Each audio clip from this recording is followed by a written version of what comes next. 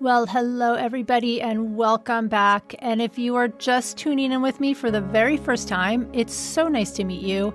And I'm really glad you're here with me today. I am your host, Heather Carey, nutritionist, chef, mom, and a woman who has been around the block with food.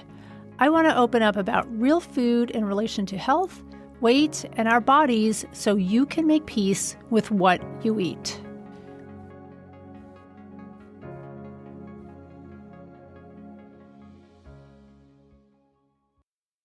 Hello, everybody, and welcome back to the Real Food Stories podcast.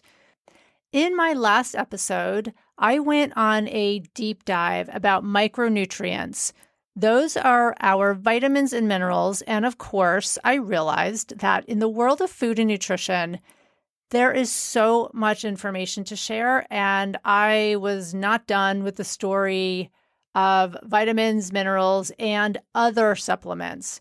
Because it's one thing to talk about the micronutrients we need, and quite another to realize that, of course, the industry has taken on a mind of its own and run with it. If you learn anything about micronutrients, remember this: we need to get our nutrition from food first.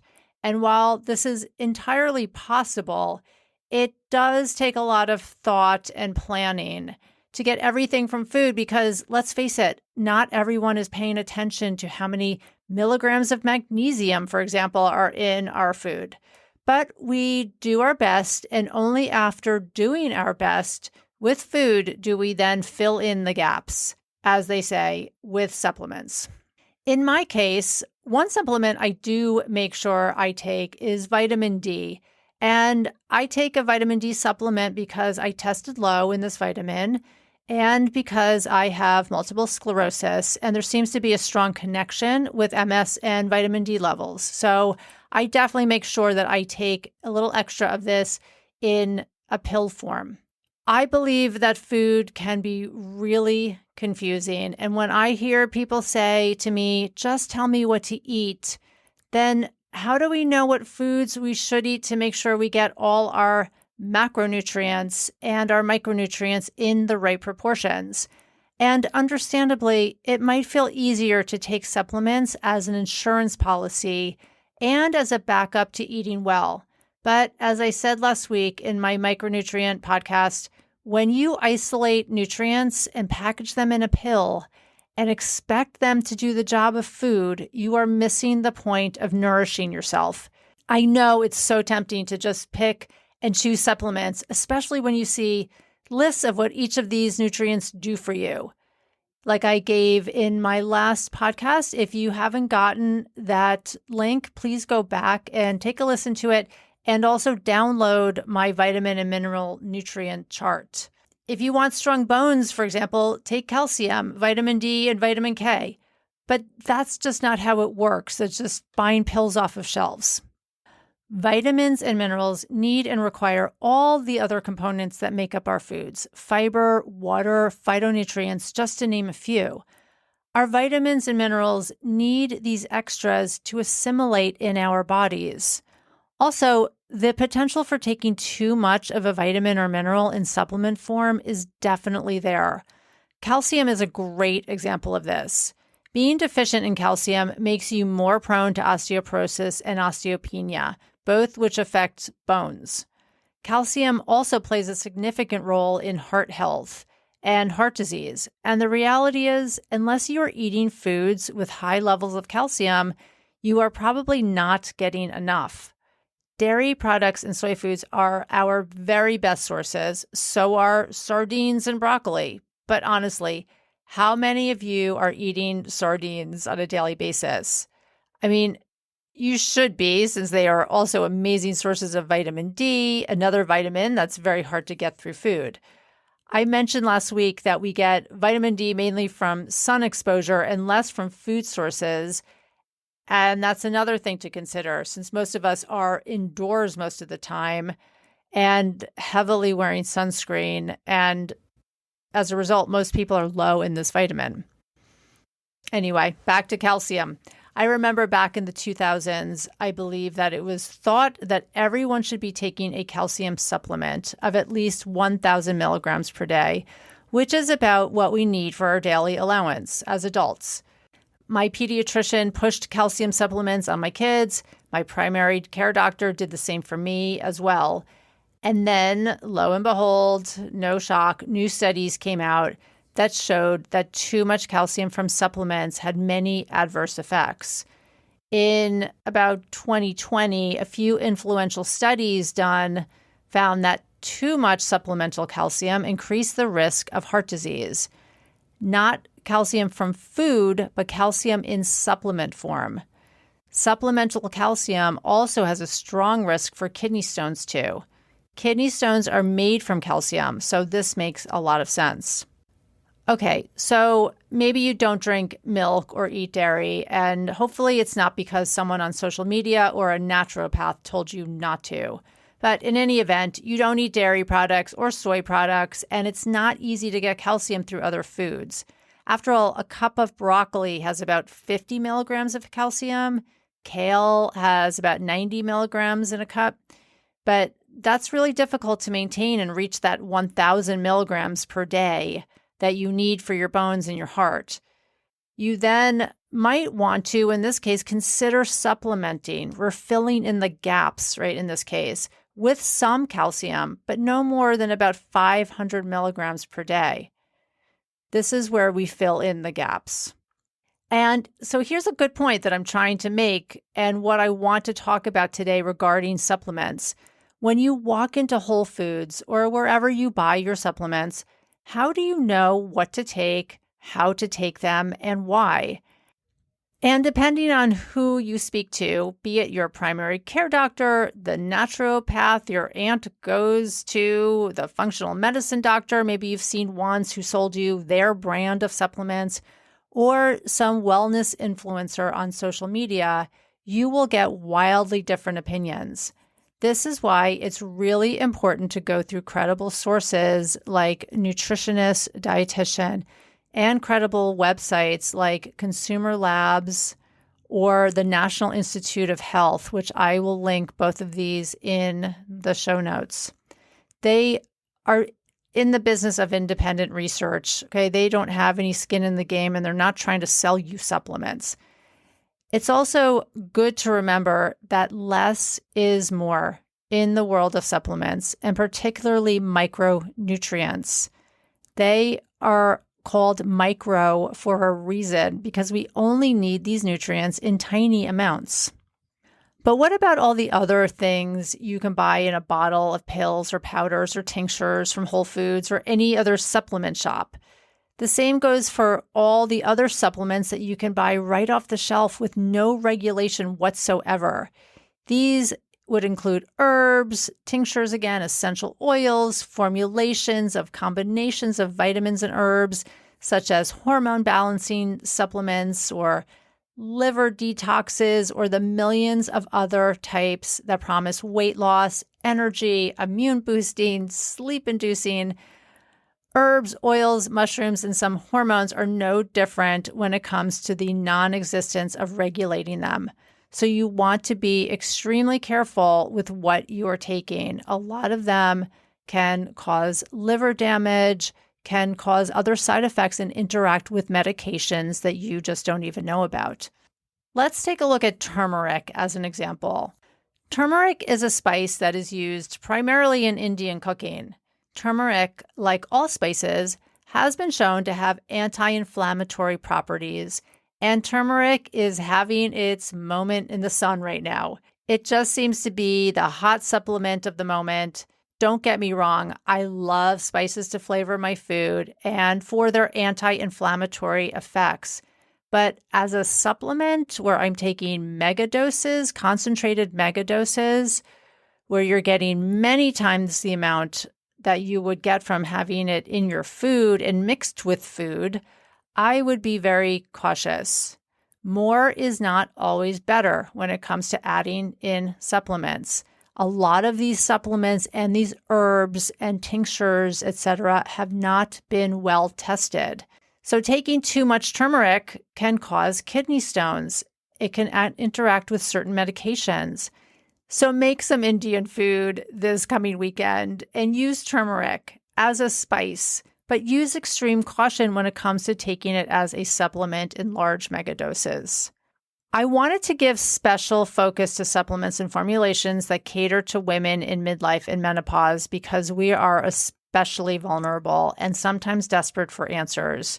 There are literally hundreds of all types of supplements that cater to women that claim to help with hormone balancing, which honestly mystifies me because I'm not sure exactly how you balance your hormones with a pill. Then there's hair loss, energy, hot flashes, gut health, weight loss, libido, anti-aging, moodiness, you name it, there is likely a supplement or formula that has been created that claims that they can help you. That is if they help you at all. And the chances of you simply wasting your money are huge. These supplements are not cheap. They are very expensive most of the time. There's a lot of bells, whistles, and mystique on websites that sell a lot of these supplements. Now let's take Gwyneth Paltrow's website Goop. I checked it out the other day because even my 25-year-old daughter now follows her, and I had to see what was the latest from a woman who has had to sit in congressional hearings for false marketing and advertising of her products. And it's really unbelievable that a lot of these products still are able to get sold. Gwyneth is great at branding and as a great example of how she caters to women's fears of getting old, she promotes a supplement called High School Genes, Genes, as in, let's get back to how we were feeling when we were 18 years old.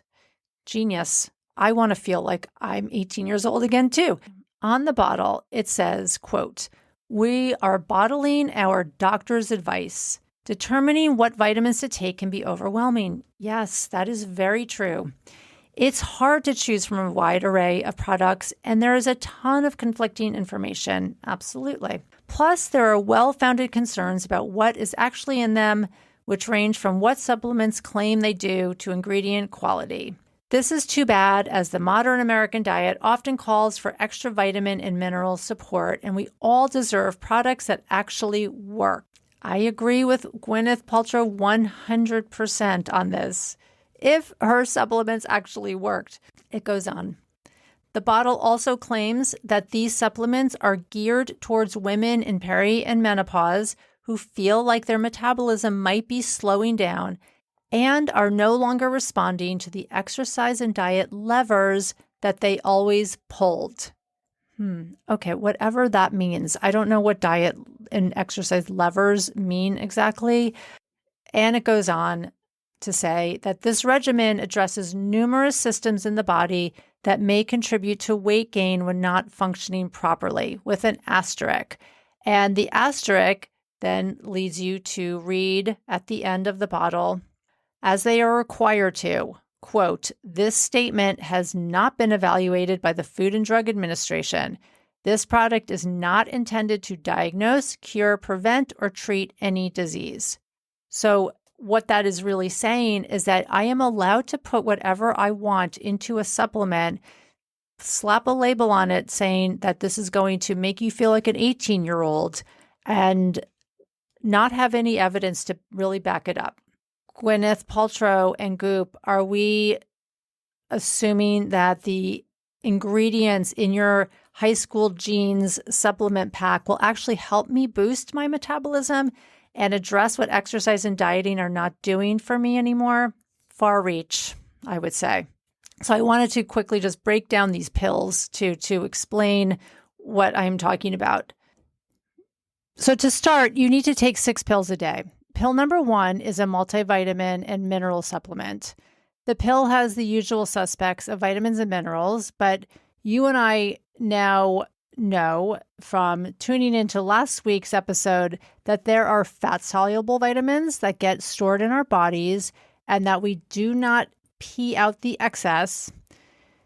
So why does this pill contain 167% of the daily value for vitamin A and 1100% of the daily value for vitamin E? Remember that more is not better. And for the water-soluble vitamins, vitamin C, and all the B vitamins, you are simply going to pee out the 10,000%, yes, 10,000% daily value for vitamin B12. And that's just a start. You are simply taking your money and throwing it in the garbage when you are taking excessive amounts of water-soluble vitamins and just peeing them out.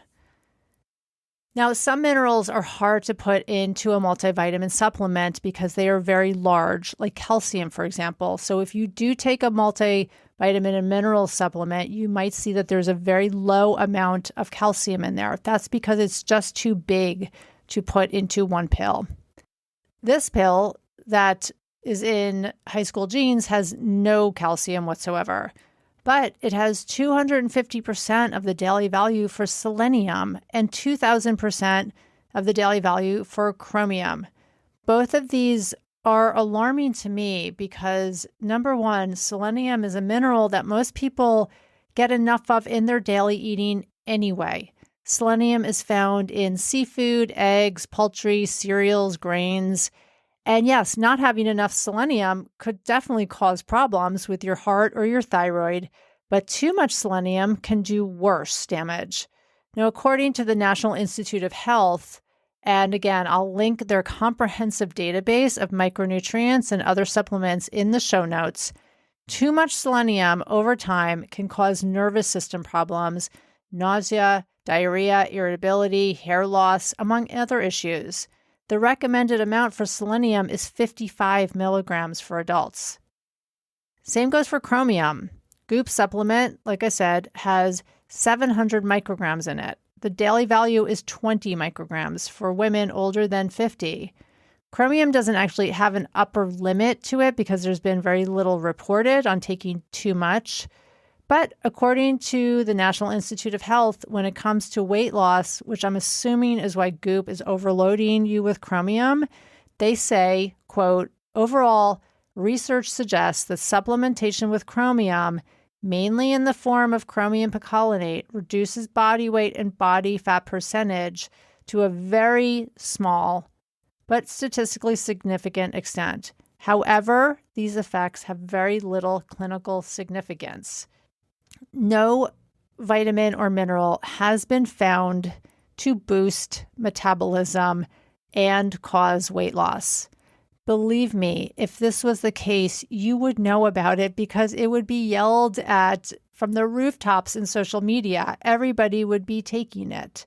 But companies can put on their labels things like boosts metabolism, metabolism support, weight loss support, because there is no regulation around it.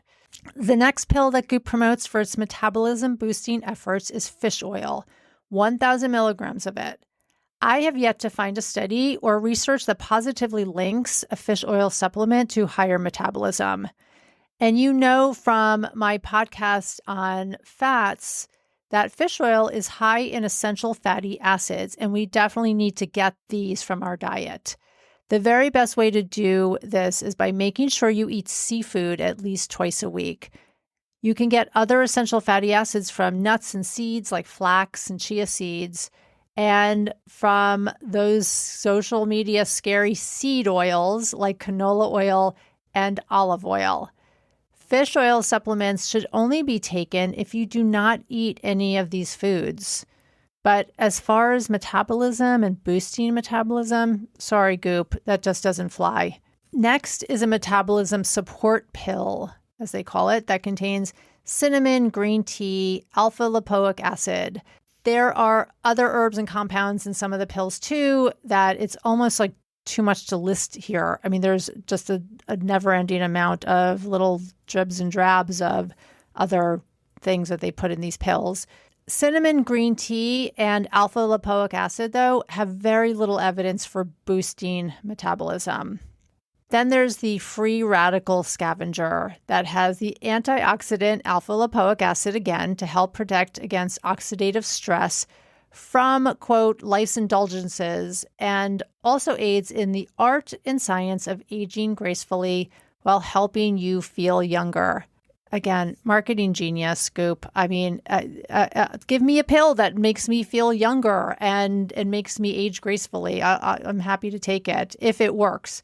Again, the National Institute of Health states also used for obesity, altitude sickness, aging skin, high levels of cholesterol or other fats in the blood, and many other purposes. There is no good scientific evidence to support many of these uses. And then finally, there is my favorite pill called the Gut Balance, which claims to support a healthy microbial balance and remove unwanted compounds from the gut. It encourages the body to, quote, purge unwanted compounds. Berberine, licorice, ginger, and rhubarb are among the many that are in this pill, and none of them have been shown to help purge compounds from the body, whatever that means. I don't even know exactly what that means to purge compounds from the body, but it sounds good if you feel like you need to balance your gut. I am so confused, and I'm sure you are too. There's lots of other ingredients in their pills, such as prune skin extract, citrus fruit extracts, blueberry extracts, and more cinnamon. My first thought when reading this list was just eat the foods every day. Eat some berries, eat an orange, put some cinnamon in your oatmeal. Get these things from foods, not supplements that cost $90 a month. Yes, $90 a month. Here's a couple of ways that you can tell that your supplements are not worth your time. Number one, they claim to use a proprietary blend of nutrients. Goop and Gwyneth Paltrow uses a proprietary phytonutrient blend, they say. But proprietary is nothing fancy or scientific, but it sounds like it is. Proprietary simply means that the people who work at Goop simply created it. That's it. Phytonutrients relate to the healthy compounds in the blend. But please get these from your foods. You could absolutely get more benefit from eating these foods than taking them in a pill form. You don't need a pill for that.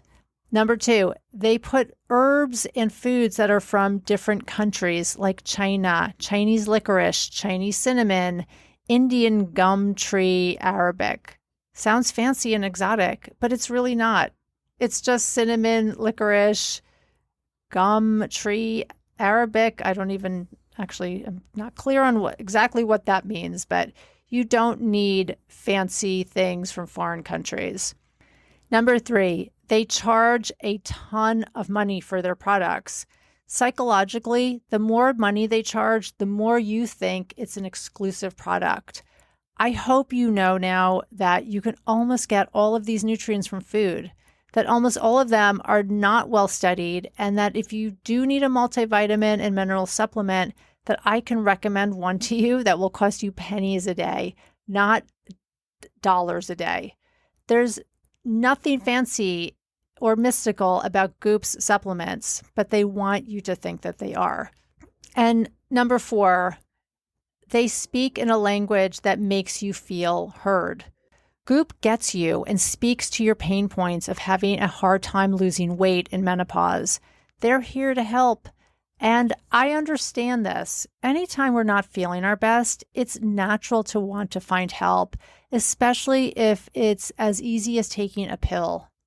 The supplement industry is a multi-billion-dollar business, and it can feel very complicated. Just be careful of slick marketing and wellness influencers, and that includes medical doctors, naturopaths, chiropractors, and functional medicine professionals selling their pills, powders, and supplements on their websites. They make a lot of money off of you. When it comes to menopause and supplements, I'm not going to go too in-depth about this because I'm planning a whole podcast on treating menopause naturally, and if this is even possible. Can you treat menopause through taking certain herbs and supplements? We'll get to that in another podcast episode. But for right now, I want you to also be aware of the word natural. Natural is an unregulated word that is honestly meaningless in the world of health. And here's a really great example. The herb kava, which is a natural herb. Kava is an herb that's used for anxiety, insomnia, sometimes symptoms of menopause, and other ailments. Some studies have shown that it might work for anxiety, but kava can cause severe liver damage. The FDA has even stepped in and issued a warning against its use. Maca powder is another one as an example. Maca is a plant that grows on the high plateaus of the Andes Mountains. It's been cultivated as a root vegetable for thousands of years. And this root vegetable is used to make medicine, but there's not enough reliable information available to know exactly how maca might work. I mean, yes, it's high in phytoestrogens, which can mimic estrogen. But if you are hormone sensitive, like you have had breast cancer, uterine cancer, ovarian cancer, endometriosis, or uterine fibroids, you definitely want to stay away from maca. Extracts from maca might act like estrogen. So if you have any of these conditions that might be made worse, do not use these extracts. Herbs are not benign, and just because they are natural does not make them safe. I mean, arsenic is natural, but we all know that it can kill you. So please talk to a trusted health professional before starting any new herbal regimen. Okay, I think I'm going to end there because I am going to have an additional podcast about all of these supplements related to menopause and perimenopause. And hopefully that will take this conversation a little deeper and help explain more. I think you probably get the sense now that I am here to tell you to be very, very cautious about what you take, what supplements you take, and that they can have side effects. They can interact with medications that you don't know, and they can cause liver damage, which would be really very sad and dangerous. So we really don't want to get ourselves into a position where we're taking something that's not known or not well researched and studied. On top of it, we don't want to waste our money either, because a lot of these supplements can start to add up and cost a lot of money that you are just spending unnecessarily and are not in the long run helping you at all. I would love to hear feedback. I would love to hear what supplements people have tried, what they are taking, what they no longer take, if they've had side effects. I would love to hear about this and continue the conversation. So please send me an email if you have a story around supplements that you would love to share with me. I'd be happy to hear that. I will put my email in the show notes, and you can simply just send me an email. As always, I hope that you have a great day and a beautiful weekend and enjoy summer. Talk to you next week. And as always, if you loved this podcast, please consider gifting me with a 5-star review. It is so helpful for me to get the word out on real eating, our real bodies, and real food stories. Thank you so much and have a great week. Bye for now.